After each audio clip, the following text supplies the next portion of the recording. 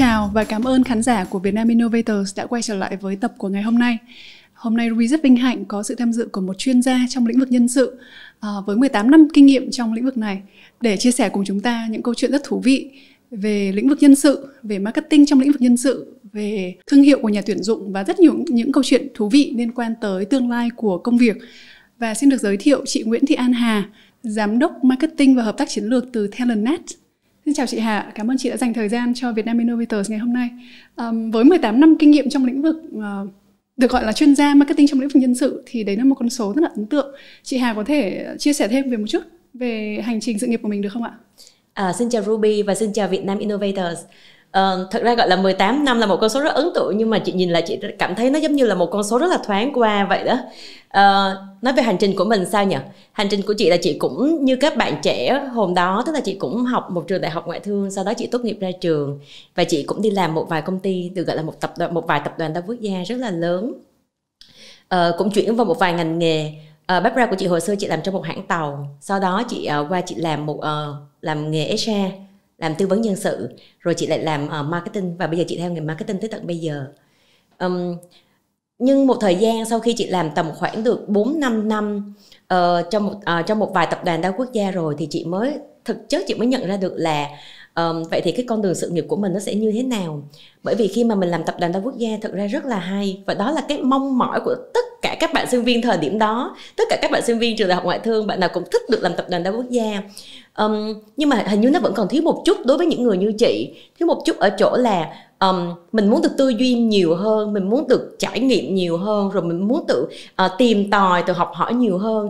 Thì tất cả những cái mà mình đang nhận được thời điểm đó thì nó hơi bị mang tính an toàn quá cho mình, và nó mang tính rập khuôn quá cho mình. Đó là lý do thì cái duyên đó đưa chị đến lại với Talentnet. Thì Talentnet là công ty chị làm tới tận bây giờ. Đối với Talentnet thì tại sao chị ở lại được công ty này lâu? Bởi vì khi mà chị tới Talentnet là một công ty hoàn toàn mới thành lập luôn. Mới thành lập cho nên là chị CEO lúc đó là chị Tiêu Yến Trinh kêu chị về. Thì khi mà chị về công ty là lúc đó công ty chưa có tên, chưa có được một cái logo, chưa có gì hết. Mình mới bắt đầu mình suy nghĩ và mình rất đắn đo. Chết rồi, hay là mình ở lại mình làm cho một tập đoàn đa quốc gia lại như bình thường như mọi người, hay là mình lại về một công ty Việt Nam thuần túy 100% Việt Nam luôn, chưa có một cái gì hết. Trong khi đó cái nền tảng và cái kinh nghiệm học vấn và tất cả mọi thứ của mình có vẻ như là phải đi về tập đoàn đa quốc gia để trở thành một vị trí rất cao. Thời điểm đó chị suy nghĩ rất là nhiều. Suy nghĩ cũng nhiều ngang ngửa với cái chuyện là chị chuyển việc từ làm HR sang làm marketing vậy đó.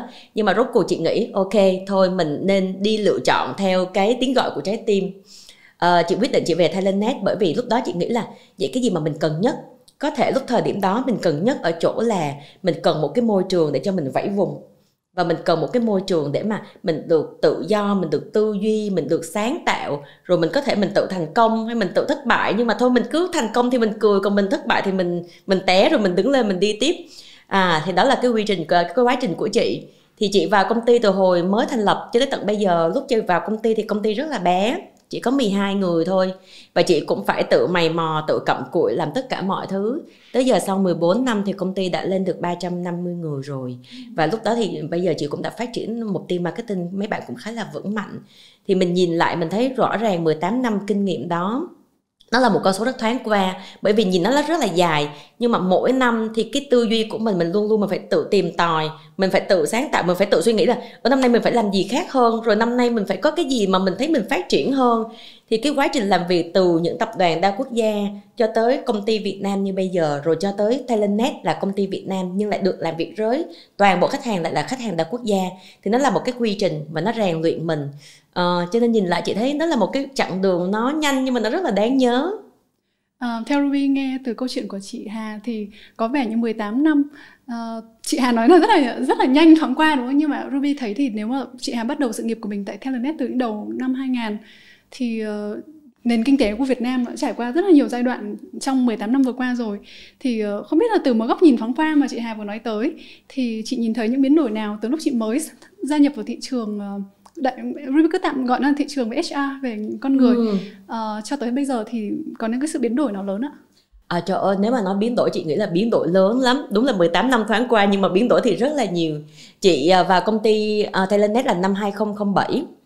Cho nên là thật ra mình sẽ thấy có rất là nhiều những cái được gọi là thoáng qua, được gọi là có sự biến đổi lớn. Hồi lúc mà mình mới vào thì thật ra phòng nhân sự lúc đó được gọi là một cái phòng chỉ đơn thuần là phòng hành chính. Phòng nhân sự lúc đó chỉ đơn thuần là việc tính lương hoặc là lo về sổ sách giấy tờ cho nhân viên vân vân. Nhưng dần dần quá trình phát triển thì tới thời điểm này phòng nhân sự, chị đang nói trước dịch luôn nha, trước dịch Covid-19, thì tới thời điểm này phòng nhân sự khi trước dịch đã trở thành một cái phòng ban mà được gọi là có thể tư vấn được cho ban đội ngũ giám đốc của công ty hoặc là ban lãnh đạo của công ty. Từ lúc này phòng nhân sự không chỉ làm những công việc hành chính nữa, mà họ chịu trách nhiệm những công việc gì? Họ chịu trách nhiệm là làm như thế nào để mà có thể hoạch định nguồn nhân lực cho một doanh nghiệp, làm sao để mà công ty luôn luôn ở thế chủ động khi mà tuyển dụng. Rồi họ sẽ phải nghĩ ra những cái cách để mà làm như thế nào để mà thu hút nhân tài và giữ chân nhân tài, và phải phát triển nhân tài nữa. Chưa kể nữa là phòng nhân sự phải xây dựng một môi trường làm việc thực sự là tạo cho nhân viên người ta cảm thấy người ta an tâm và an toàn. Cho nên cái quá trình từ năm 2007 tới tận bây giờ, cái vai trò của phòng nhân sự đi rất là nhanh. Mà thật ra trong 2 năm vừa qua dịch Covid-19 là chị thấy phòng nhân sự còn đi nhanh hơn nữa. Bởi vì bây giờ em nhìn thấy thật ra bây giờ sau dịch vừa rồi rõ ràng nhu cầu doanh nghiệp thay đổi, nhu cầu của người lao động hoặc là nhân viên của mình thay đổi không? Chắc chắn là thay đổi. Mình không có còn muốn làm việc tại văn phòng 100% nữa. Rồi những cái mong đợi của mình thay đổi không? Lúc xưa có thể mình chỉ cần lương, mình cần về mặt định hướng phát triển nghề nghiệp, nhưng bây giờ mình còn cần về mặt tâm lý, về mặt an toàn, rồi cả về mặt trải nghiệm nữa, rất nhiều thứ. Mà tất cả những cái đó thì ai sẽ là người đạo diễn đằng sau? Sẽ là phòng nhân sự. Cho nên chị nghĩ là cái quá trình mà nãy giờ em hỏi câu hỏi rất là thông minh và rất là thú vị luôn. Tức là mình sẽ thấy một cái quá trình của một cái phòng nhân sự đi lên. Thì khi mà mình nhìn thấy quá trình phòng nhân sự đi lên, mình biết chắc được là cái sự phát triển của một doanh nghiệp nó cũng đi lên với tương xứng như vậy luôn. Một góc nhìn rất là thú vị. Cảm ơn chị Hà đã chia sẻ. Ruby rất là đồng ý với chị. Ruby nghĩ là trong cái nền kinh tế về tri thức ngày hôm nay thì con người nó trở thành trọng tâm của một chiến lược kinh doanh. Ngày xưa có thể những thời trước đây một chút thì mọi người tập trung nhiều tới việc gọi là tự động hóa, thì con người một phần trong một cái process, tức là một quá trình hay một cỗ máy. Nhưng mà trong nền kinh tế tri thức ngày hôm nay, thế giới mình đang di chuyển rất là mạnh tới nền kinh tế tri thức này, thì con người không chỉ là một phần trong bộ máy nữa, mà con người chính là bộ máy, đúng không ạ? Thì vai trò của phòng nhân sự ngày xưa chủ yếu là vai trò administration, tức là về hành chính, thì bây giờ sẽ trở thành vai trò chiến lược của một doanh nghiệp. Một cái góc nhìn rất là thú vị từ phía chị Hà. Và Ruby cũng được biết là chị Hà là một chuyên gia cả về lĩnh vực marketing trong ngành nhân sự nữa. Thì những nội dung đầu tiên mà Ruby muốn hỏi, Ruby chưa có cơ hội để hỏi một chuyên gia trong lĩnh vực này bao giờ, đó là về employer branding, tức là về làm thương hiệu cho nhà tuyển dụng. Ruby thường thấy là trong các cơ quan hay là trong các doanh nghiệp truyền thống thì phòng marketing sẽ làm marketing hay làm thương hiệu, đúng không ạ? Rồi phòng nhân sự thì sẽ làm tuyển dụng. Còn cái khái niệm thương hiệu của nhà tuyển dụng thì nó lại gồm cả hai yếu tố đó đi với nhau. Thì không biết chị Hà có góc nhìn như thế nào về khái niệm này? Vai trò này do ai là người chịu trách nhiệm và làm thế nào làm tốt trong việc này ạ? Chị nghĩ chị may mắn. Tự nhiên nghe câu hỏi của Ruby chị thấy chị rất may mắn. Rồi may mắn làm sao? May mắn mình làm marketing trong một công ty về nhân sự. Tức là mình có được cả góc nhìn của cả hai, có được góc nhìn của chuyện là xây dựng một cái thương hiệu sản phẩm, thương hiệu doanh nghiệp, và mình có được góc nhìn của xây dựng thương hiệu tuyển dụng. Nếu mà hỏi về mặt thương hiệu tuyển dụng á, công ty phòng ban nào sẽ là phòng ban chịu trách nhiệm á, chị nghĩ nó sẽ tùy công ty. Nhưng mà thường sẽ là hai phòng ban thay phiên nhau chịu trách nhiệm, tùy doanh nghiệp, phòng marketing hoặc là phòng nhân sự. Chỉ có điều chị lại muốn nhìn một cái góc nhìn nó hơi khác một chút nữa, là chị nghĩ là thương hiệu tuyển dụng và thương hiệu của doanh nghiệp á, nó là có một cái sự tương hỗ rất là chặt chẽ với nhau. Mà thật ra các công ty nên tập trung nhiều hơn vào cái câu chuyện đó. Tại vì xưa nay khi mà mình nhìn á, chị may mắn là chị có được một cái quá trình trải nghiệm như vậy. Mình nhìn mình sẽ thấy được là ok, khi mà mình xây dựng một cái thương hiệu cho một doanh nghiệp hoặc một sản phẩm, thì đa phần mình sẽ tập trung rất là nhiều cho cái câu chuyện là mình xây dựng cái hình ảnh và cái thông điệp của thương hiệu đó đối với người tiêu dùng bên ngoài. Mình hơi bỏ quên mình xây dựng cái thương hiệu đó đối với người nhà, là nhân viên của nhà mình. Bù ngược lại đối với thương hiệu tuyển dụng, thương hiệu tuyển dụng thì mình lại cũng rất là tập trung với chuyện là mình xây dựng đội ngũ nhân viên ở trong nhà mình, mọi người sẽ được tin tưởng nhất, mọi người sẽ được an tâm thoải mái nhất.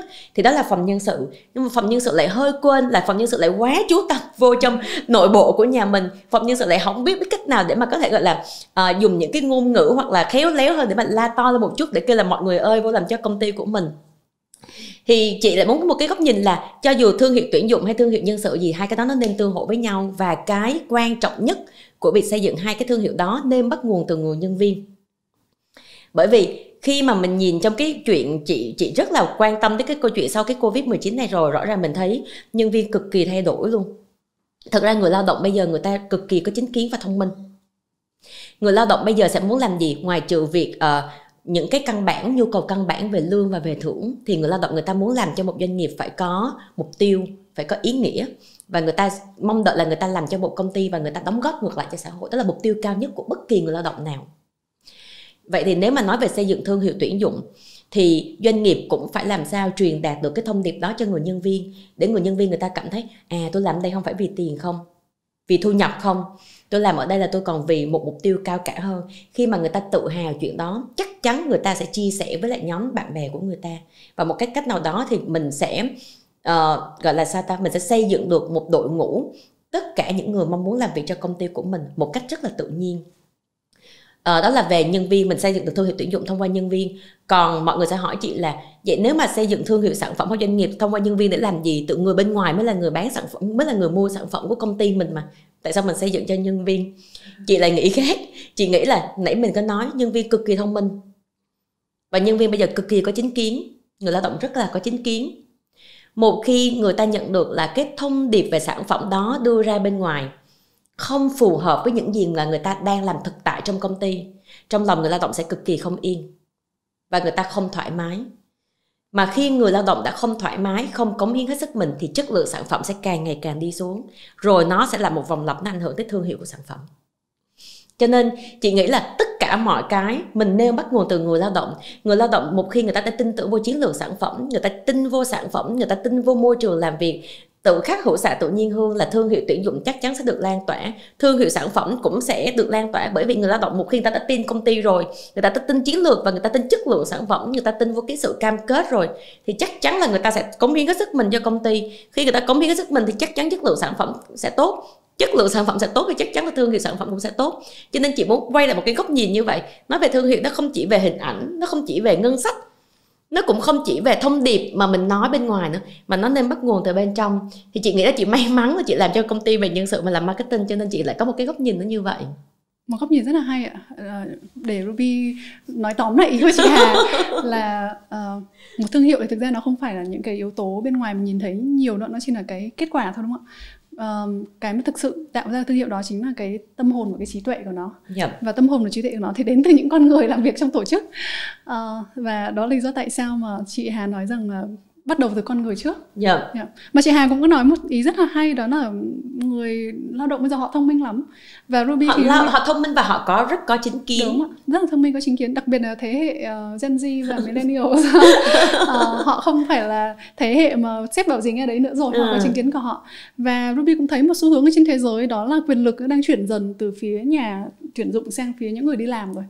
Collectively, tức là cùng với nhau những người đi làm họ có quyền lực lớn hơn so với nhà tuyển dụng rất là nhiều, đúng không ạ? Thật ra chị rất là đồng ý với cái ý của Ruby hồi nãy mình nói là quyền lực chuyển giao á.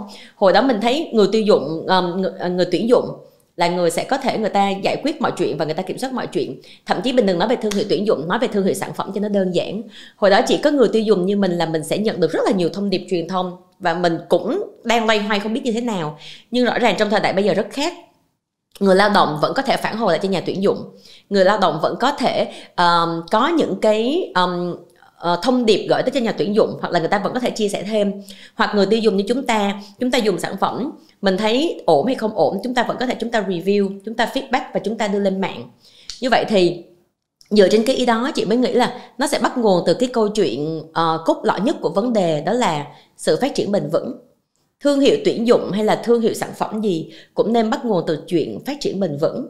Mà cái phát triển bền vững này nếu ứng với cái thời đại công nghệ bây giờ 4.0 bây giờ, chị còn nhớ mãi cái câu của Philip Kotler là cha đẻ của marketing hiện đại nói, tức là trong thời đại công nghệ bây giờ, khi nói tới digital, phát triển bền vững có nghĩa là tất cả mọi thứ đều phải rất minh bạch và rõ ràng.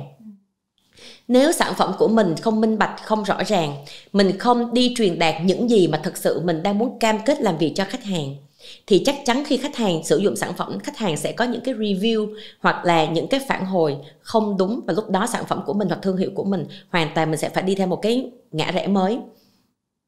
Tương tự với lại thương hiệu tuyển dụng, nhà tuyển dụng hoặc là công ty, bạn không bao giờ cho một nhân viên hoặc là người lao động một bức tranh hoàn toàn màu hồng, bởi vì công ty nào cũng sẽ có những điểm sáng và những điểm không sáng, đó là tùy thuộc vào văn hóa của công ty. Cái quan trọng là cả khi xây dựng thương hiệu tuyển dụng hay thương hiệu sản phẩm gì thì mình nên minh bạch và mình nên rõ ràng, mình chia sẻ cho người tiêu dùng và cả người lao động, người ta hiểu được rằng đây là những điểm mà công ty của tôi đang hướng tới và tôi cam kết ở chuyện này.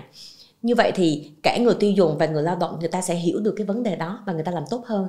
Thì chị mới quay trở ngược lại cái vấn đề là tất cả mọi cái khi mà mình đang nói về công nghệ 4.0, mình hay nói về 4.0, mình cứ nghĩ là phải dùng các kênh digital, phải dùng technology, phải dùng công nghệ vân vân.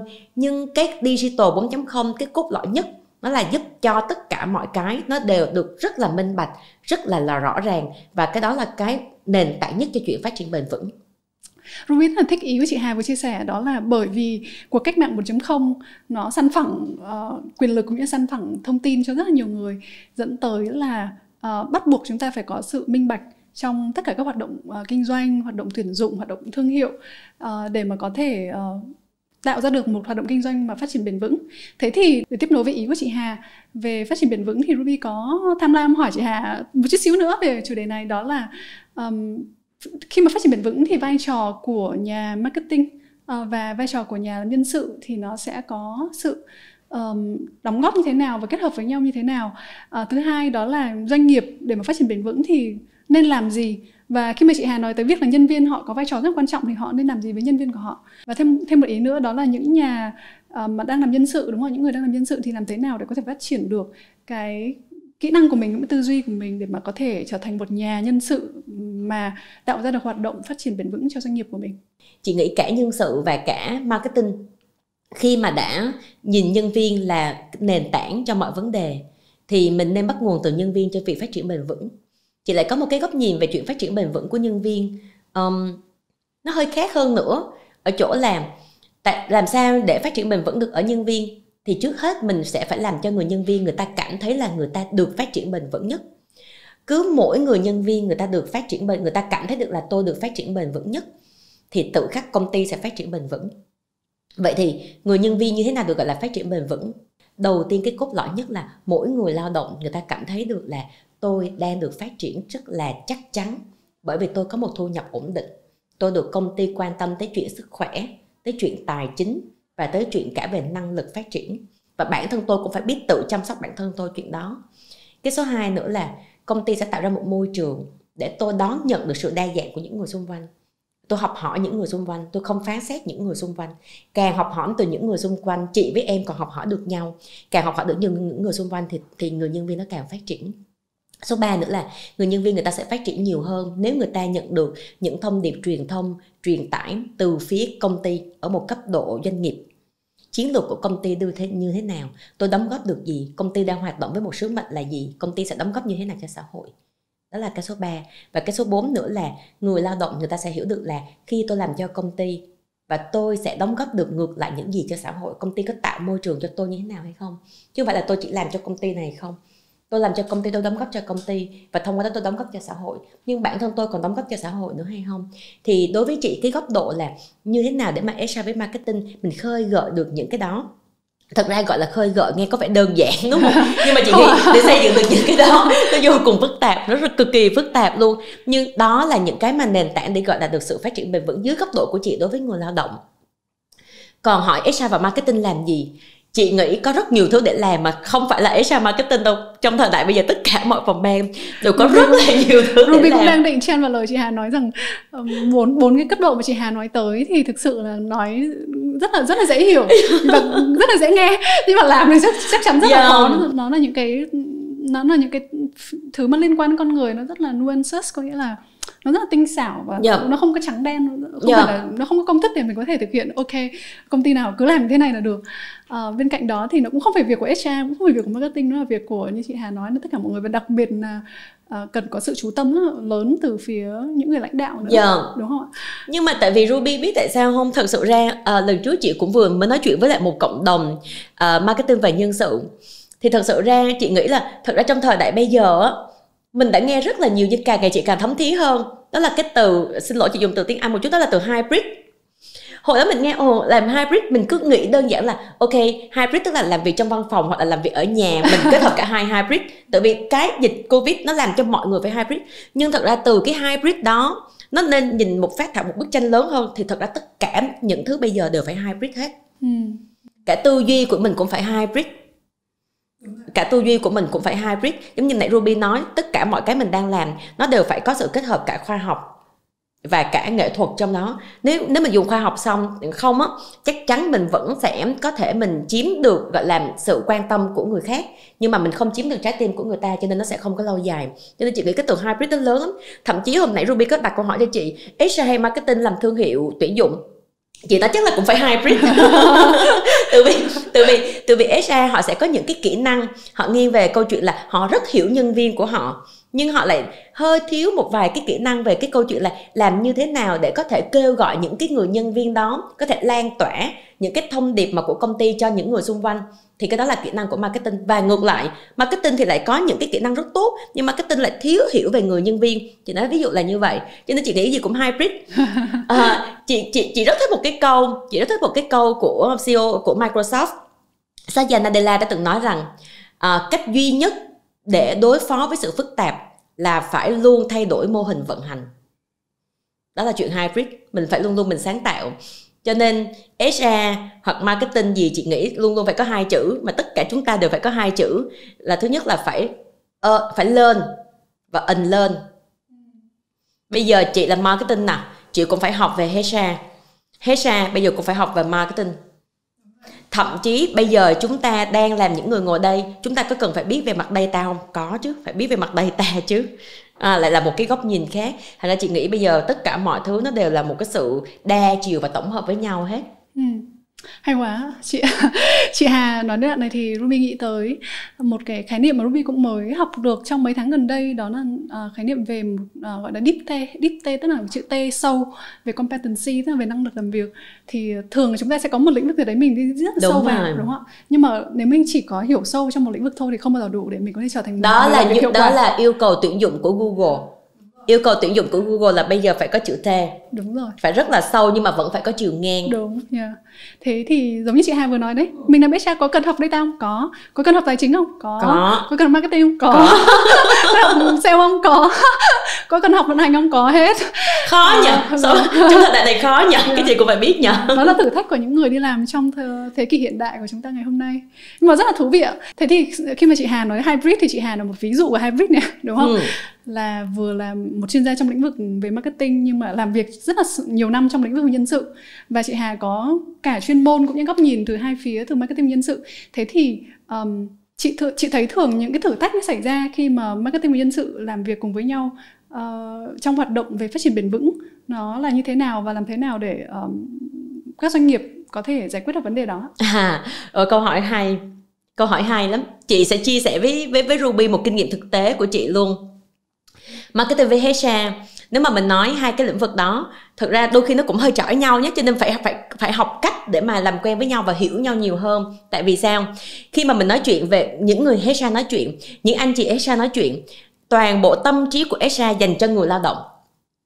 Làm như thế nào để người lao động được gắn kết hơn, làm như thế nào để người lao động phát triển hơn, làm như thế nào để người lao động người ta cảm thấy người ta hài lòng hơn. Và mình làm rất là nhiều những cái hoạt động, những cái chính sách, những cái survey vân vân để giúp đỡ cho người lao động. Nhưng nói thật, hồi xưa khi mà chị mới còn non trẻ làm marketing thì chị sẽ rất là chưa ủng hộ lắm về cái quan điểm đó. Chị luôn luôn có một cái suy nghĩ là mình làm marketing mà, làm marketing là phải đánh đúng đối tượng mục tiêu. Còn HR là tất cả mọi người lao động. Cái chị mới nói, ủa bây giờ mình có nhiêu đây ngân sách à?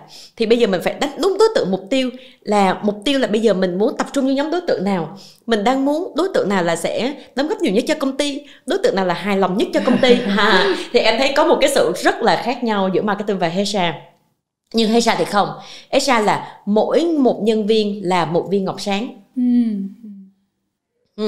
Thì chị nghĩ hai cái quan điểm đó đều không có sai, chỉ có điều nó nên ứng dụng trong những bối cảnh khác nhau. Cho nên kinh nghiệm của chị là thời đó là hai chị em HR và marketing nhiều khi cứ tranh cãi chí chóe, nhưng rốt cuộc là đều phải hiểu nhau. Tại vì sao?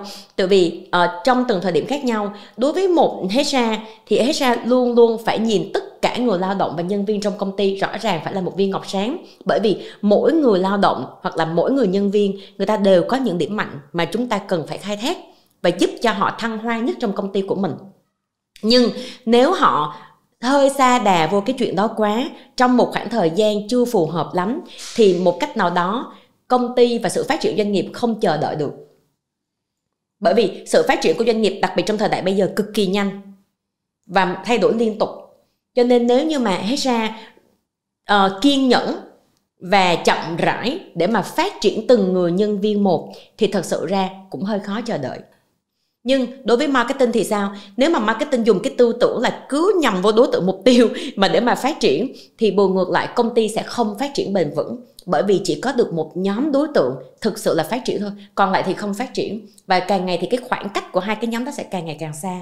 Thành thực ra hai cái tư duy đó đều cần phải được hybrid lại với nhau. Hybrid ở chỗ là chị nghĩ là HR bây giờ về công tác quản lý HR thì mấy anh chị cũng đã nhìn theo một cái góc độ là đối với toàn bộ đội ngũ của nhân viên thì mình vẫn sẽ có những cái chiến lược phát triển nhất định, nhưng vẫn sẽ tập trung hơn thời gian, ngân sách và các hoạt động khác cho một nhóm đối tượng mà có thể giúp cho công ty phát triển nhất. Nhưng bù ngược lại họ vẫn không có bỏ quên nhóm đối tượng còn lại. Thì đó là sự phát triển bền vững. Cho nên khi mà nói về HR thì luôn luôn sẽ có những chính sách rất là chung dành cho toàn bộ công ty, để mỗi cái người nhân viên tùy theo nhu cầu của họ, họ cảm thấy tôi đang hoàn toàn tôi an tâm ở đây. Bởi vì không phải bạn nào cũng là những người rất là tham vọng và khát vọng. Thì mấy bạn nhận được những chính sách này mấy bạn cảm thấy đã hài lòng rồi. Nhưng những bạn tham vọng hơn, khát vọng hơn, mấy bạn muốn hoạt động xa hơn thì mấy bạn sẽ có được những sự thử thách nhiều hơn từ phía công ty. Một khi mấy bạn đạt được thử thách thì mấy bạn sẽ tốt hơn. Tương tự về marketing cũng vậy. Marketing bây giờ cũng sẽ nghĩ rộng ra.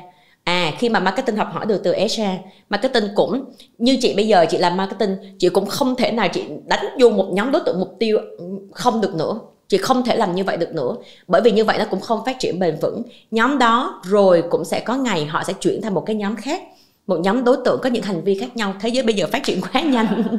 Thành ra chị cũng sẽ phải bắt chước như HR, cũng học hỏi như HR. Mình cũng sẽ phải có những cái hoạt động, những cái thông điệp dành chung cho một cái nhóm đối tượng, chưa hẳn là mục tiêu trực tiếp của mình, nhưng một nhóm đối tượng nền tảng của mình. Và từ lúc đó mình sẽ có những cái hoạt động riêng hơn nữa dành cho nhóm đối tượng trực tiếp. Thì đó là cái chị nghĩ là cái kinh nghiệm mà chị học được từ HR với lại từ marketing. Một câu chuyện hybrid số 2 nữa là từ nhờ HR thì chị biết cách làm việc với team chị tốt hơn. Team chị thật ra ở dưới là các bạn rất là trẻ, là Gen Z. Mà các bạn của chị là Gen Z nhưng mà lại trong một cái team trong một công ty lại về tư vấn nhân sự, tức là một công ty rất là nghiêm túc và rất là chuyên nghiệp. Nhưng mà team chị lại rất là trẻ. Nhưng mà mình hiểu được là đối với HR thì mình sẽ học được những cái kỹ năng quản lý. Ví dụ giống như là mình sẽ hiểu được là đối với mỗi đối tượng, từ Gen Z, từ Gen Y, từ Gen X trong team của mình, mỗi bạn đều là một viên ngọc sáng. Mình phải hiểu được nhu cầu của các bạn đó, mình phát triển các bạn đó, và mình phải tỉ tê với các bạn đó. Mình hiểu nhu cầu của các bạn thì tự nhiên mọi thứ sẽ ổn. Và mình cũng phải hiểu được là ngoài những nhu cầu căn bản, mỗi con người đều sẽ có những nhu cầu khác nhau. Thì cái đó là chị cũng học được cái cách quản trị con người từ team HR. Thành thử ra chị nghĩ đúng là bây giờ cái gì cũng phải có sự tổng hợp của nhiều thứ. Một phần câu trả lời quá hoàn hảo ạ. Thì bởi vì chị Hà vừa nhắc tới là chị Hà quản lý rất nhiều Gen Z, thì Ruby muốn muốn di chuyển cái câu chuyện của chúng ta sang một chủ đề tiếp theo. Đó là chủ đề về tương lai của công việc, the future of work. là những khái niệm mà rất là nhiều những nhà lãnh đạo trong lĩnh vực nhân sự nói tới trong thời gian vừa qua. Và trong cái The Future of Work đấy, trong tương lai của công việc đấy, thì Gen Z là một thế hệ mà sẽ đóng vai trò rất là lớn trong cái future đó, trong tương lai đó. Ở Việt Nam thì Gen Z trong vài năm nữa thôi sẽ đóng khoảng 25% tổng số người lao động tại thị trường Việt Nam. Thế thì chị Hà nghĩ tới Future of Work, tương lai của công việc, thì chị nhìn thấy bức tranh đó nó như thế nào ạ? Gen Z đóng vai trò gì trong đó? Gen Z gọi sao ta, là một ẩn số mà chị luôn luôn cảm thấy thú vị. Mặc dù ở dưới chị bây giờ mấy bạn là Gen Z rất là nhiều, nhưng chị luôn luôn thấy Gen Z là một ẩn số rất thú vị. Và nói thật, chị học hỏi được rất là nhiều từ Gen Z, rất là nhiều luôn. Những người thế hệ như chị thật ra không có nhiều cái cơ hội tiếp xúc và trải nghiệm, cho nên thật ra gọi là cái cuộc sống nó không được phong phú và đa dạng. Bây giờ mình đang nhìn các bạn Gen Z, chị cảm thấy rất là ngưỡng mộ. Ngưỡng mộ tại sao? Tại vì các bạn dám nghĩ, các bạn dám làm, và cái cuộc sống của mấy bạn cân bằng hơn những người như chị hồi xưa. Hồi xưa xin lỗi chứ thế hệ của chị là sao? Công việc. Nhưng bây giờ khi mà chị nhìn Gen Z, chị thấy các bạn biết cân bằng hơn. Các bạn vừa có công việc, các bạn vừa có âm nhạc, các bạn vừa có du lịch, các bạn vừa có văn hóa, các bạn vừa có nghệ thuật. Tức là cái bức tranh xung quanh của các bạn nó rộng lớn hơn rất là nhiều. Đó là điều chị cần phải học. Nếu mà chị không học thì mãi mãi mình cũng sẽ đi theo cái một hướng thôi. Thì đó là cái điều mà Gen Z là những bạn rất là năng nổ, rất là nhiệt huyết, rất là chịu làm, và có một cái bức tranh nó rộng lớn xung quanh để mà các bạn có thể tiến bước, các bạn tích cực. Đó là cái góc nhìn của chị. Một góc nhìn hơi khác một chút đối với Gen Z ở chỗ là tuy nhiên các bạn là chưa có gọi là gì ta, kỷ luật lắm. Cái từ kỷ luật ở đây của chị nó không phải là về kỷ luật ở thép, mà nó nghiêng về kỷ luật trong cái suy nghĩ và cái tư duy và cái quyết định của mình. Kỷ luật ở đây là ok, nhiều khi chị thấy các bạn Gen Z đã kế hoạch và đã có một cái hoạch định như vậy rồi, nhưng đôi khi mình chưa đủ cái kỷ luật để mình đi tới cùng. Cái kỷ luật ở đây chị không nói cái chuyện là dậy sáng lúc 7 giờ hoặc là tối ngủ lúc 10 giờ, ví dụ chị không nói chuyện đó. Nhưng mà cái kỷ luật ở đây là cái kỷ luật trong cái suy nghĩ, cái tư tưởng và cái quyết chiến, cái kiên định của mình để đi tới cùng. Bởi vì cũng đúng, tại vì xung quanh có quá nhiều màu sắc, quá nhiều thứ hấp dẫn. Quá nhiều thứ hấp dẫn. Sự lựa chọn là luôn luôn khó nhé. Chỉ có một sự lựa chọn rất dễ, nhưng nhiều sự lựa chọn xung quanh mình thì luôn luôn khó. Cho nên chị nghĩ đó là nói về Gen Z thì sẽ có những cái điểm mà chị nhìn như vậy.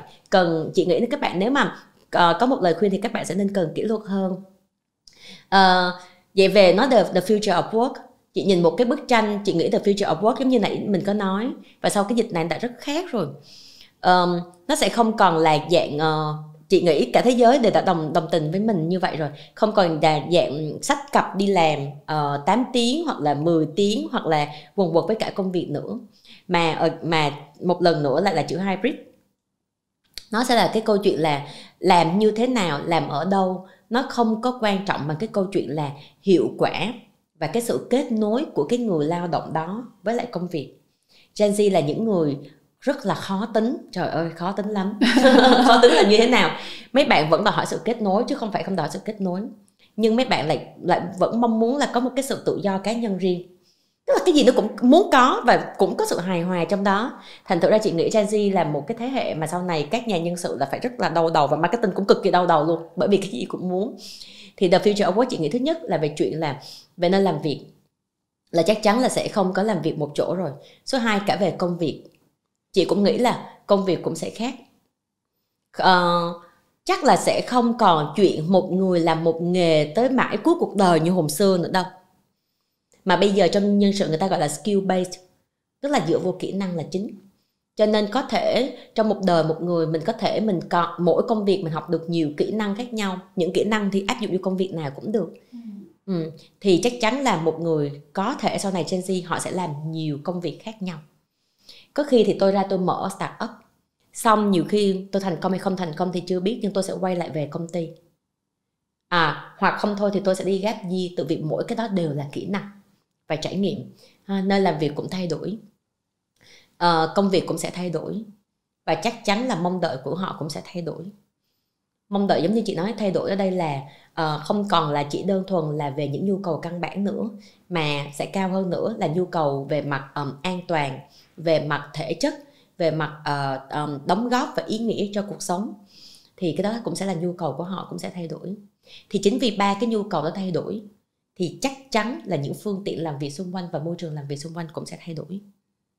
Nó sẽ đòi hỏi cái chuyện là vẫn có tính tương tác. Bởi vì nếu không có tính tương tác thì không có sự sáng tạo. Chắc chắn là vẫn phải có tính tương tác, nhưng tính tương tác ở một mức độ thời điểm như thế nào mà để các bạn Gen Z và Gen X, Gen Y vẫn cảm thấy thoải mái thì nó là một cái câu chuyện.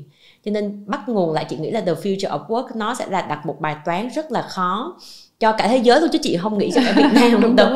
Doanh nghiệp và các nhà quản lý và nhà lãnh đạo họ phải suy nghĩ rất là nhiều. Và cái câu chuyện và cái bài toán khó do đó dần dần sẽ đưa lên những đôi vai như là Gen Y hoặc là Gen S. Bởi vì thật ra quản lý những bạn đấy, nếu mà quản lý tốt mấy bạn đó sẽ làm được rất tốt, nhưng nếu như mà mình quản lý chưa khéo thì các bạn đó và mình sẽ hầu như sẽ không có tiếng nói chung. Tại vì nhu cầu mong đợi của bạn đó là nhu cầu rất chính đáng, và sự thay đổi của doanh nghiệp cũng rất chính đáng. Nhưng mà liệu công ty có thay đổi về tất cả mọi cái môi trường xung quanh, hoặc là cấp quản lý có thay đổi kịp hay không, thì nó lại là một câu chuyện. Chưa kể nữa là Gen Z nhiều khi mong đợi như vậy thôi, chứ còn chưa chắc là mấy bạn biết cách giải quyết vấn đề như thế nào.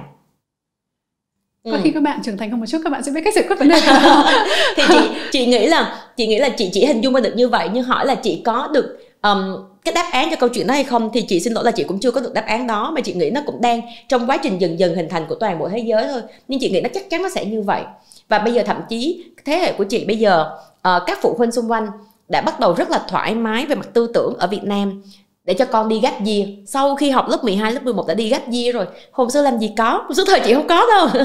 Hồi xưa thời chị là đi học xong đại học là phải đi làm. Còn bây giờ là đã là gap year. Tức là vấn đề không phải là về vấn đề tài chính, nhưng vấn đề ok, người ta sẽ hiểu được là đối với thế hệ trẻ thì cái câu chuyện trải nghiệm nó cũng được gọi là một kỹ năng, và nó là một điều rất là đáng quý. Và nếu như mà mình tin tưởng và mình hiểu và mình trao quyền được cho thế hệ trẻ thì tất cả mọi cái tự khắc nó sẽ có vấn đề, để nó sẽ có giải quyết vấn đề được. Nói tới Future of Work, tương lai của công việc, thì gần đây Ruby có đọc được một khảo sát mà do chính Telenet làm. Và trong đấy Ruby có một con số mà mình rất là ấn tượng, rất là nhớ, đó là 77% những người đi làm cho rằng nếu như mà họ hạnh phúc thì họ sẽ đóng góp được nhiều cho công ty hơn, đúng không? Thì Ruby muốn nghe góc nhìn của chị Hà về hạnh phúc trong công việc là gì, và làm thế nào để doanh nghiệp có thể tạo ra được nhiều sự hạnh phúc hơn cho nhân viên của họ trong công việc. Ruby muốn hỏi hạnh phúc đối với chị hay là hạnh phúc trong công việc nói chung của các bạn? Có thể bắt đầu từ chị ạ. Nhưng mà sau từ chị ra thì chị nhìn thêm xem trong đội ngũ của mình và rộng hơn ra nữa thì hạnh phúc trong công việc cụ thể là gì ạ? Ok, đối với chị hả, hạnh phúc trong công việc là gì? Lý giải ở công ty này cũng hơi lâu, hay chắc là mình thử nhìn lại cái kinh nghiệm của mình. Chị nghĩ hạnh phúc trong công việc của chị đó là mình có thể mình được tự do sáng tạo dựa trên một cái khuôn khổ nhất định, và mình được theo tất cả mọi cái dự án đó cho tới cùng. Tức trong công việc là mỗi lần mình nhìn lại mình sẽ thấy là cái dấu chân của mình trên từng đoạn đường đó nó rất là rõ. Dấu chân đó nó chưa hẳn là thành công hay thất bại, chị chưa dám nói tới, sẽ phải có thất bại chứ, và nhiều nữa là đằng khác. Nhưng mà mỗi khi mà mình quay nhìn lại mình thấy trong cái khoảng thời gian đó cái dấu chân về con đường sự nghiệp của mình nó rất là rõ, thì đối với chị đó là hạnh phúc rồi. Chị chưa nói tới những cái câu chuyện là cái công việc đó dĩ nhiên mình phải yêu thích, nó phải phù hợp với lại cái giá trị và cái văn hóa của mình. Thì tuy nhiên khi mà mình đã yêu thích rồi, phù hợp với tất cả mọi thứ của mình rồi, thì cái dấu chân của mình càng ngày nó càng rõ nét. Đối với chị đó là hạnh phúc. Hạnh phúc đối với người lao động hiện nay, đó là một cái câu mà hôm nãy chị cũng có muốn chia sẻ. Người lao động người ta phải tự hạnh phúc trước, người ta phải tự cảm thấy là người ta thỏa mãn trước, thì lúc đó người ta sẽ có một cái nền tảng rất tốt để người ta chấp nhận và người ta đón nhận những cái xung quanh, gọi là về phát triển bền vững. Hiện nay người lao động hạnh phúc, người ta sẽ đóng góp được cho doanh nghiệp tốt hơn. Và thật ra trong thế hệ Gen Z, nãy giờ chị em mình có nói với nhau á, Gen Z là một thế hệ, và sau này nữa các thế hệ khác, mấy bạn đang được đào tạo bởi những cái góc nhìn rất là đa dạng. Và thậm chí xung quanh của các bạn cũng rất là đa dạng nhiều thông tin. Cho nên hạnh phúc của các bạn nó sẽ rất là khó đoán. Tuy nhiên một lần nữa nó cũng không quay trở lại những cái nền tảng căn bản, miễn sao là mình sẽ làm cho các bạn đó, các bạn tận dụng được hết tất cả những gì nội lực của các bạn đang có, và tạo cho các bạn một cái cơ hội trải nghiệm tốt nhất.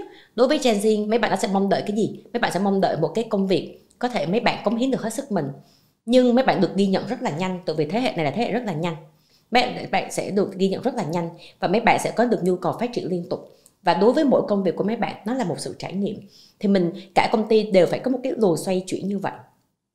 Cho nên bây giờ các công ty á, xây dựng mô hình làm việc á, không còn là mô hình bên chị hay gọi là mô hình tam giác, tức là không theo cấp bậc từ trên xuống dưới nữa, mà nó là mô hình hình tròn. Trong đó có nhiều hình tròn nhỏ, mỗi hình tròn nhỏ là một nhóm dự án, để cho mỗi cái người nhân viên người ta được lưu chuyển với nhau các dự án với nhau. Thì cái đó là mô hình của Google chị. Chị nghĩ Google là một công ty mà luôn luôn phải đi trước, đúng không? Thì chị nghĩ là nó có hỏi là có khó thực hiện không? Rất khó thực hiện nha. Nhưng mà đó là cái chị nghĩ chắc trong tương lai phải tới thôi. Từ vì Gen Z các bạn là những người như vậy á, các bạn là những người có rất là nhiều thứ để muốn chia sẻ và muốn đóng góp. Nhưng tôi cũng đòi hỏi cái sự công nhận rất là nhanh. Nhưng bù ngược lại tôi cũng mau thỏa mãn lắm và tôi muốn có một cái trải nghiệm khác. Như vậy thì đối với một công ty phải làm liên tục như vậy thì mấy bạn mới cảm thấy hạnh phúc. Đó là về mặt công việc. Cái số 2 nữa là trong một môi trường làm việc cho tôi một sự đa dạng, tôi học hỏi được nhiều người hơn, chẳng hạn là như vậy. Rồi bên cạnh đó là cho tôi biết ý nghĩa của công việc của tôi là gì, cho tôi biết công ty này tôi đang hoạt động trong một công ty này là công ty đang như thế nào, đường hướng đang ra sao, và có một cái đóng góp gì đó cho tương lai hay không. Bây giờ mình đang nói rất là nhiều về cái câu chuyện nào là bảo vệ môi trường, sustainable development, vân vân. Tất cả những cái câu chuyện đó thật ra càng về trước thế hệ mình, thế hệ của chị không được ưu tiên như những chuyện đó, nhưng thế hệ Gen Z càng ngày càng sau. Thành ra là mình sẽ phải, nói chung tất cả mọi thứ quay ngược trở lại là mình phải rất hiểu người lao động. Và cái hạnh phúc của cái Gen Z nó đang nằm ở những cái câu chuyện như vậy. Đừng gò bó tôi, nhưng mà phải tin tôi. Phải tin tôi. Cho nên cái người leader cũng phải trao một cái niềm tin rất là nhất định đó. Đừng gò bó tôi, cứ tin tôi đi, tôi sẽ chứng minh được cho coi. Nhưng mà bù ngược lại, công ty cũng phải có những cái cách để mà luôn luôn phải tạo động lực và niềm tin và khát khao cho các bạn. Tự Gen Z cũng là thế hệ hơi nhạy cảm, mau chán, cho nên các bạn hơi nhạy cảm, các bạn rất là dễ nhưng mà chị nói á, thiếu cái sự kỷ luật nhất định, cái sự kiên định của mấy bạn không có. Cho nên cái nhiệm vụ của công ty chỉ đơn thuần là làm như thế nào để tạo một cái chất xúc tác, luôn luôn giống như mình bơm, tạo ra một cái vitamin C để bơm các bạn lên, để các bạn ok, ngày hôm sau các bạn sẽ đứng lên, các bạn mạnh mẽ, các bạn làm việc tiếp. Thì chị nghĩ đó là sự hạnh phúc của một người lao động thế hệ Gen Z, và chắc chắn sẽ đóng góp rất là nhiều cho công ty, bởi vì Gen Z là cái gen học hỏi được nhiều nhất, học hỏi nhanh nhất và có nhiều ý tưởng sáng tạo nhất, bởi vì các bạn được đào tạo và hướng dẫn dựa trên một cái nền tảng nhất định hơn cả thế hệ ông xưa rất nhiều. Nghe chị Hà nói nếu em là Gen Z em cảm giác như mình đã được nghe nhạc.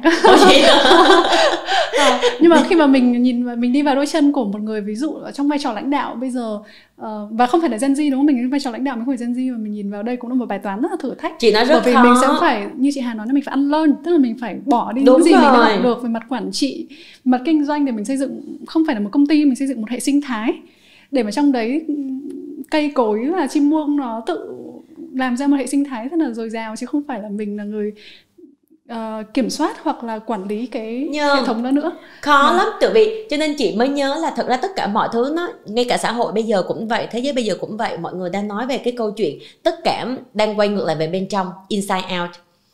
Mình thấy thì bắt đầu có phát triển nhiều hơn, tất cả mọi thứ về mặt mental sẽ phát triển nhiều hơn. Thì chị nghĩ cái này unlearn cũng vậy, mà ví dụ như mà mình ứng là trong những cái ngôn ngữ về mặt mình hơi gọi là tâm linh một chút, cũng chưa hẳn dùng từ tâm linh nữa, mà về phát triển bản thân một chút thì người ta sẽ gọi là sự buông bỏ. Tức là mình unlearn, tức là mình phải chấp nhận mình bỏ đi những cái tư duy xưa nay của mình, nhưng mình buông bỏ có chọn lọc. Bởi vì giống như chị nói, thật ra Gen Z tất cả mấy bạn trẻ thì giống như một cái cây vậy thôi. Mình chỉ có trách nhiệm là mình vun đất, mình bón phân, mình chăm tưới nước. Còn cái câu chuyện tự phát triển và grow hay không, và phát triển hay không á, là sẽ do của các bạn. Nhưng mà nếu mà mình cứ mà mình cứ chăm bẵm cho các bạn, và mình dùng cái tư duy của mình hồi xưa, mà mình cứ nhét cái cây đó vô một cái ngôi nhà kính á, thì cái cây đó nó sẽ không có phát triển được. Còn nếu như mà thật sự mình hiểu được là cái cây này phù hợp với loại đất này, vân vân, cái nhiệm vụ của mình là mình tìm nhiều loại đất khác nhau và tìm nhiều thể loại chăm bẵm khác nhau và chăm tưới khác nhau cho từng cái loại cây khác nhau. Cho nên chị nghĩ mình ở xã hội thì bây giờ dùng từ buông bỏ nè, còn mình dùng từ unlearn trong kinh doanh, thật ra nó đều là một hết, tất cả nó đều là về một nguyên tắc hết, tức là phải luôn luôn học hỏi bản thân mỗi ngày. Khó, chị nghĩ khó, chị cũng chưa làm được 100%. Em nghĩ là không làm được 100% nữa, nhưng mà cố gắng mình chỉ hiểu. Yeah. Hôm nay Ruby rất vui có cơ hội để trao đổi với chị Hà rất nhiều chủ đề thú vị, từ việc là làm thương hiệu tuyển dụng cho tới phát triển bền vững, lấy con người làm trọng tâm, rồi tới tương lai của công việc và Gen Z có ảnh hưởng gì với tương lai này.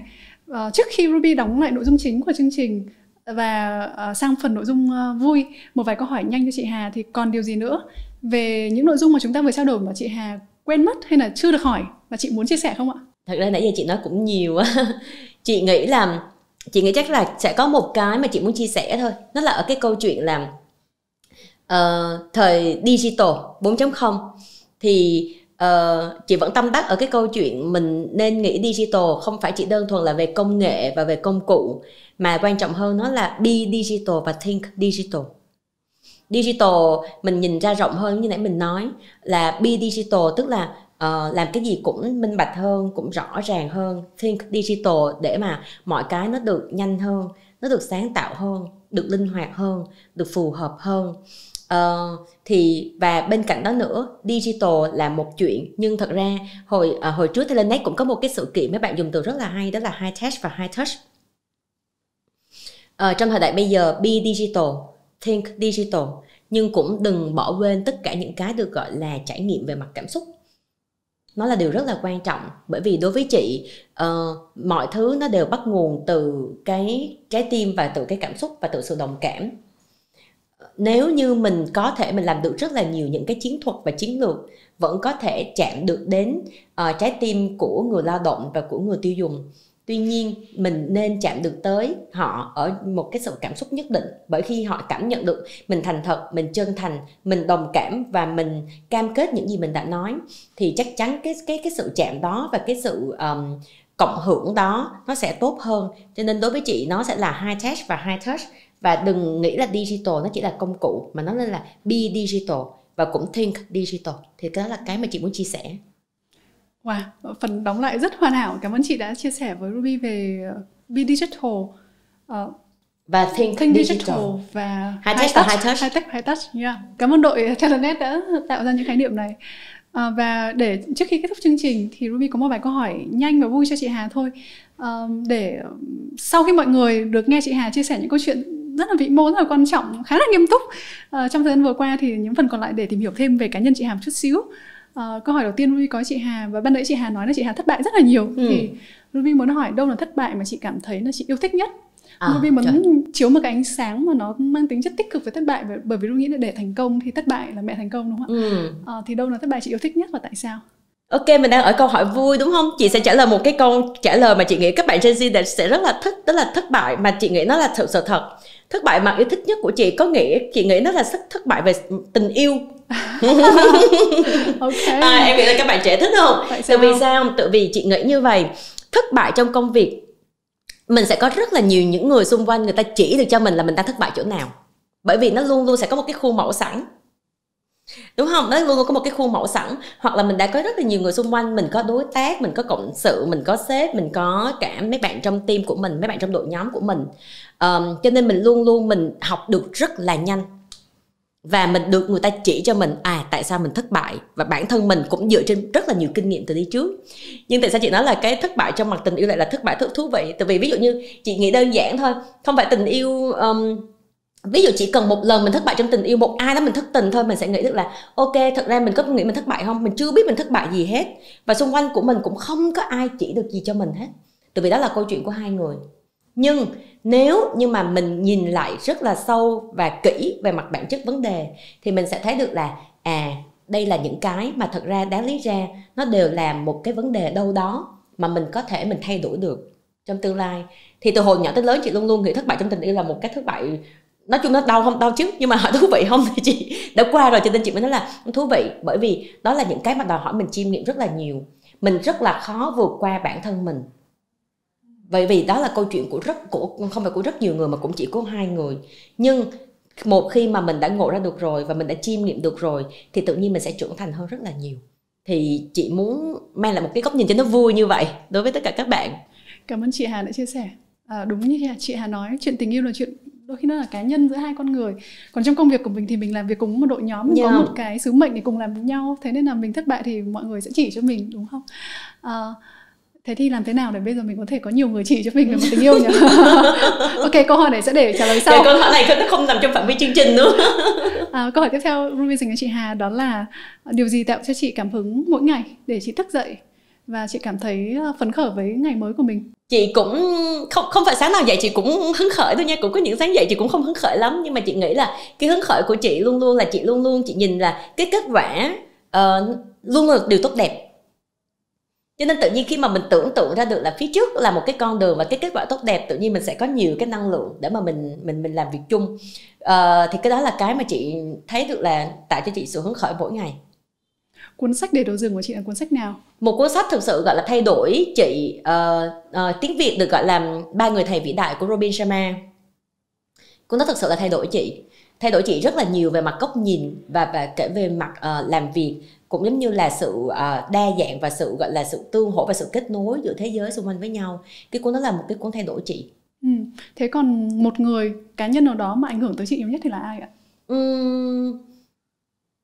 Nói thật là nếu như trả lời câu hỏi này hồi xưa là chị không biết trả lời. Còn nếu như em hỏi chị bây giờ thì chị nghĩ chắc tất cả mọi người chị đang làm việc xung quanh đều có ảnh hưởng tới chị. Chị nói rất thành thật, bởi vì giống như chị có chia sẻ với em, chị được làm việc với Gen Z nhiều, và chị đang làm việc trong một công ty về nhân sự, cho nên là cũng làm việc với những thế hệ khác nhiều. Chị giống như là đang đứng giữa nhiều thế hệ với nhau, cho nên vốn dĩ công việc bắt buộc và đòi hỏi mình phải có một cái tư duy mở. Cho nên bây giờ mỗi cái người xung quanh của mình đều mang lại cho mình một cái bài học, và tự nhiên có ảnh hưởng tới mình. Giống như nãy giờ chị em mình có tự nói với nhau, mình phải lên khó không? Khó. Nhưng mà nếu mà mình nhìn là những người xung quanh của mình đều có những cái sự tác động tới mình hết, thì tự nhiên nó sẽ khác. Nhưng cái câu trả lời này nó mới gần đây thôi. Hôm xưa em hỏi chị nói chị cũng không biết nữa. Nhưng bây giờ thì thật sự ra mỗi người xung quanh của chị đều là một cái điểm sáng hết. Người ta sẽ có tác động tới mình sẽ học hỏi được, nhưng mà mình chọn lọc cái học hỏi đó có phù hợp cho mình hay không thì nó lại là một câu chuyện. Thực ra Ruby rất đồng ý với chị. Ngày xưa Ruby cũng nghĩ là có một vài nhân vật ảnh hưởng tới mình rất nhiều, nhưng bây giờ Ruby thấy là ai cũng ảnh hưởng tới mình hết. Đúng là thầy của mình. Đúng là cuộc sống thay đổi ha, thời gian thay đổi và bản thân chúng ta cũng thay đổi đó thôi. Tiếp theo thì chắc là một ngày làm việc của chị Hà, có thể Ruby đoán là cũng khá là bận rộn. Thế thì đâu là bí quyết mà chị Hà thích nhất để mà có hiệu suất làm việc cao? Bí quyết thích nhất hả?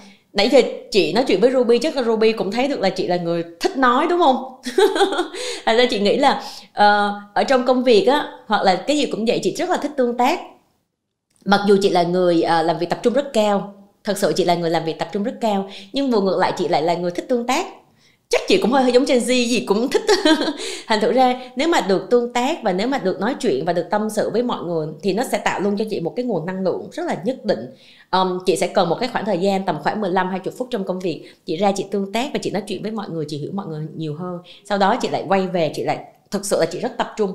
Chị tập trung xong một thời gian rồi chị lại ra chị làm việc tiếp. Thì nó là cả một cái quá trình như vậy á, nhưng mà nó giống như là mình cứ tự nạp thêm năng lượng và rồi tự mình sẽ dùng cái năng lượng đó, biến chuyển năng lượng đó thành những cái câu chuyện khác, rồi mình lại tự nạp thêm năng lượng cho mình. Thế chị có nghĩ chị là người extrovert không? Chị rất là nhiều người đã nói chị là người extrovert, nhưng mà thật ra là đã rất là nhiều bài test và bản thân chị và những người thật ra rất thân với chị thì đều biết chị là người rất là introvert. Thú vị ha. Dạ, introvert. Nhưng mà chắc chị cũng cho nên chị sẽ tìm được cái cảm hứng và cái năng lượng tốt nhất đối với những người xung quanh của mình. Đó là cái phương châm của chị. Cho nên khi mà Ruby thấy từ đầu buổi tới giờ, chị luôn luôn muốn quay ngược trở lại về những cái được gọi là nền tảng nhất.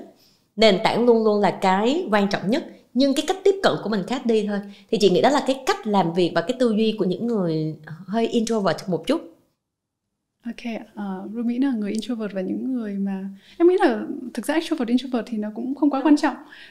Mỗi người sẽ xoay chuyển đôi khi dựa vào cái hành trình trong cuộc đời của mình, hay là dựa vào bối cảnh mình đang có nữa. Và cuối cùng thì Ruby có câu hỏi vui thế này cho chị, đó là nếu như chị là tổng thống của toàn bộ thế giới thì chị nghĩ là chị sẽ làm điều gì để mà giúp cho thế giới được tốt đẹp hơn? Trời ơi, chết rồi câu hỏi này. Tổng thống của toàn bộ thế giới, câu hỏi khó, nhưng thôi mình hay nói là đã mơ thì mơ lớn ha. Chị nghĩ nếu mà chị được làm tổng thống của toàn bộ thế giới thì cái quan trọng nhất mà chị đang muốn chia sẻ cho mọi người, và chị đang muốn tất cả thế giới có thể nhìn ở cái góc độ đó là tôn trọng sự đa dạng. Nó chỉ là một cái câu đó thôi. Và cái tôn trọng và sự đa dạng ở đây, thực ra nếu mà mình đi theo một cái lớp sâu hơn nữa thì mình sẽ thấy được là thật ra sự đa dạng ở đây, nếu như mà mình tách nhỏ ra và mình giải thích nhỏ ra, đôi khi nó là sự rất là giống nhau của tất cả mọi người với nhau. Tại vì mình gọi là quốc tịch châu Âu, châu Á, châu Mỹ, châu Phi, mình gọi là nước này và nước kia, mình gọi là nhưng thật ra tất cả đều là con người với nhau, để được cấu tạo và để được cấu trúc bởi những tế bào như nhau. Cho nên chị lại muốn, nếu mà chị được là tổng thống của thế giới, chị đang muốn là tất cả mọi người nhìn ở đâu là tôn trọng sự đa dạng, nhưng sự đa dạng đó được xây dựng dựa trên một nền tảng là thật ra tất cả đều là như nhau. Mà khi mà mình đã thấy mình với người ta giống nhau rồi, tự khắc niềm tin, sự yêu thương và sự chân thành nó sẽ có. Còn nếu như mình nhìn sự đa dạng đó ở một cái góc độ là đây là một người rất khác tôi và không có một gì giống tôi hết, thì cái chuyện mà em đi cùng hướng với người ta, em cùng đồng hành với người ta rất khó. Nhưng cái sự đa dạng đó nếu mà được mổ xẻ bóc tách ra dựa trên cái câu chuyện là dựa trên một vấn đề là tất cả mọi người đều như nhau hết. Cái sự đa dạng đó là do nãy mình nói là phần xương thịt với nhau thôi, thì tự khắc mọi người sẽ có một cái câu chuyện khác. Hay là cái đa dạng của chị đang muốn, và cái từ thế giới bây giờ đang nói là DNA, thì chị đang muốn là mọi người nhìn cái sự đa dạng đó, nhưng cái sự đa dạng đó được build trên một nền tảng thật ra rất giống nhau. Mà khi đã rất giống nhau rồi thì mọi người ơi, chân thành với nhau, xây dựng niềm tin với nhau và hòa thuận với nhau, và tất cả chúng ta đều như nhau, thì tự khắc thế giới sẽ ổn và hòa bình. Thì đó là cái niềm mơ của chị, sự mơ lớn của chị nếu mà chị được làm tổng thống thế giới. Cảm ơn tổng thống của thế giới đã chia sẻ một tầm nhìn. Em Ruby nghĩ là đấy là điều mà sẽ tạo cho một thế giới tốt đẹp hơn rất nhiều. Sẽ gạt bỏ đi rất là nhiều conflict, những cái sự mâu thuẫn ở trong xã hội cũng như trong mỗi một con người. Cảm ơn chị Hà đã dành thời gian cùng Ruby và Vietnam Innovators ngày hôm nay. Chúng ta có một cuộc đối thoại rất vui và giàu những giá trị nhân văn sâu sắc. Chúc chị và Tendernet sẽ luôn thành công. Cảm ơn Ruby, cảm ơn Vietnam Innovators đã cho chị ngày hôm nay có được cơ hội để chia sẻ với mọi người. Và cũng hy vọng là với một cái kinh nghiệm nhỏ nho như chị cũng đã mang lại một cái góc nhìn mới tới khán giả của Vietnam Innovators, và chúc mọi người thật là bình an. Tiền thân là dịch vụ nhân sự của PwC Việt Nam, Tendernet được xem là công ty tư vấn nhân sự hàng đầu Việt Nam với đội ngũ tư vấn hơn 20 năm kinh nghiệm. Tendernet là đối tác chiến lược của các tên tuổi lớn trên thế giới, chuyên cung cấp các giải pháp nhân sự hàng đầu như Mercer, ADP Streamline và PeopleStrong. Các giải pháp mà Tendernet cung cấp hiện được xem là giải pháp toàn diện nhất, bao gồm tuyển dụng, thuê ngoài nhân sự, tính lương, khảo sát lương cho đến tư vấn chiến lược nguồn nhân lực và công nghệ nhân sự. Tendernet tạo sự khác biệt cho cuộc sống của mỗi doanh nghiệp và người lao động tại Việt Nam. Các bạn có thể nghe bản đầy đủ của podcast này tại playlist Vietnam Innovators phiên bản tiếng Việt trên kênh Spotify và Apple Podcast. Đừng quên nhấn subscribe các kênh của Vietcetera để nghe thêm về câu chuyện của những nhà đổi mới. Hello các fan cứng của Vietcetera. Tin vui cho chúng ta là ứng dụng Vietcetera hiện đã có đầy đủ cả hai phiên bản, iOS trên App Store và Android trên Play Store. Hãy tải ngay về điện thoại để dễ dàng đón đọc những nội dung mới, đón nghe những podcast mới mỗi ngày nhé!